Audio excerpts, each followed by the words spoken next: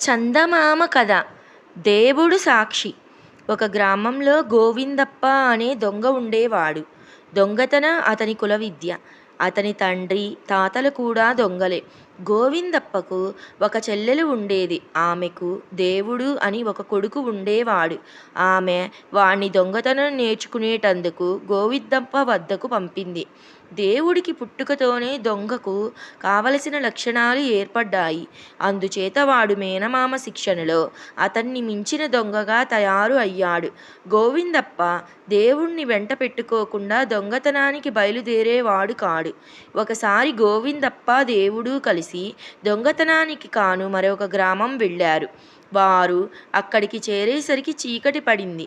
అక్కడి న్యాయాధికారి శ్రీమంతుడు. ఆ సంగతి తెలిసిన వాళ్ళు ఆ న్యాయాధికారి ఇంట దొంగతనం చేద్దాం అనుకున్నారు. న్యాయాధికారికి పిల్లలు లేరు.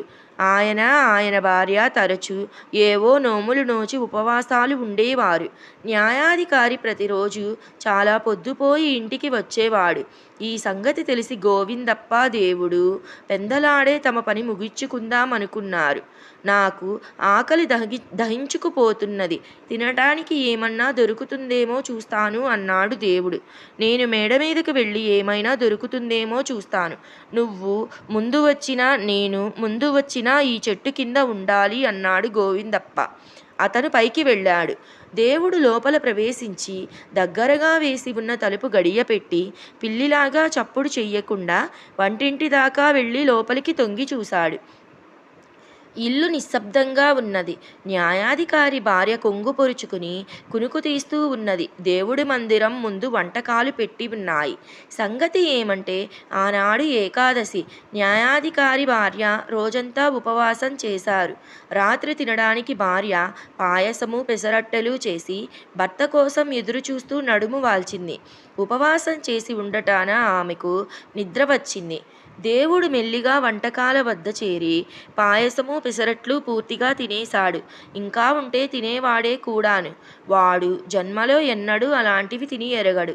వాడు వచ్చినట్టే వెళ్ళిపోదామనుకుంటుగా వీధి వాకిలి తలుపు ఎవరో గట్టిగా తట్టారు. ఆ చప్పుడుకు నిద్రపోతున్న ఇల్లాలు లేచి వచ్చే వచ్చే అంటూ వెళ్ళిపోయింది.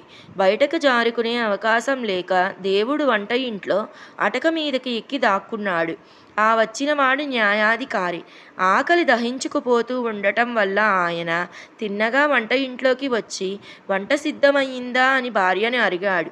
మీకోసమే చూస్తున్నాను అంటూ ఆమె వచ్చి చూస్తే పాత్రలు ఖాళీగా ఉన్నాయి. న్యాయాధికారి కోపం ఆపుకోలేక నేను వచ్చినదాకా ఆగలేక అంతా నువ్వే తిని ఉంటావు అన్నాడు భార్యను. నేనా? మీరు తినకుండా నేను ఏనాడన్నా తిన్నానా? నేను తిన్నది లేనిది దేవుడు చూస్తూనే ఉన్నాడు అన్నది ఆమె. నువ్వు తినకపోతే ఇంకెవరు తింటారు అన్నాడు భర్త.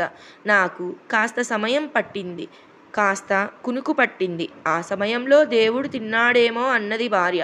దేహశుద్ధి చేస్తే గాని నువ్వు నిజం చెప్పవు అని భర్త అవతలికి వెళ్ళి ఒక కర్ర తెచ్చాడు. ఇదంతా చూస్తున్న దేవుడికి న్యాయాధికారి మీద కోపం వచ్చింది. వాడు అటక మీద నుంచి భార్యాభర్తల మధ్యకు దూకి ఆవిడ నిజమే చెప్పింది, నేనే దేవుణ్ణి, మీ ఇద్దరి ఫలహారము నేనే తినేశాను, ఆవిడ్ని ఎందుకు నిష్కారణంగా కొట్టడం అన్నాడు. న్యాయాధికారి తెల్లమొహం వేసి దేవుడి కేసి చూస్తూ ఉండిపోయాడు. ఇంతలో బయట నుంచి దేవుడు అంటూ చిన్నగా పిలుపు వచ్చింది. వస్తున్నా అంటూ దేవుడు దర్పంగా బయటికి వెళ్ళిపోయాడు.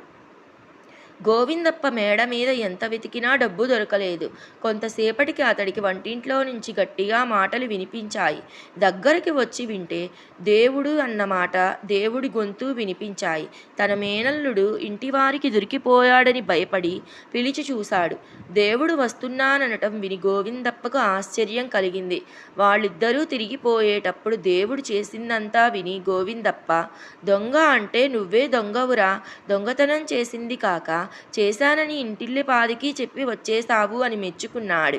న్యాయాధికారి భార్యకు వాళ్ళు దొంగలై ఉంటారని తట్టి పట్టుకోండి పట్టుకోండి అలా నిలబడతారేమని హెచ్చరించిన మీదట న్యాయాధికారి బయటికి పరిగెత్తాడు. కానీ అప్పటికే దొంగలు కనుమరుగు అయ్యారు.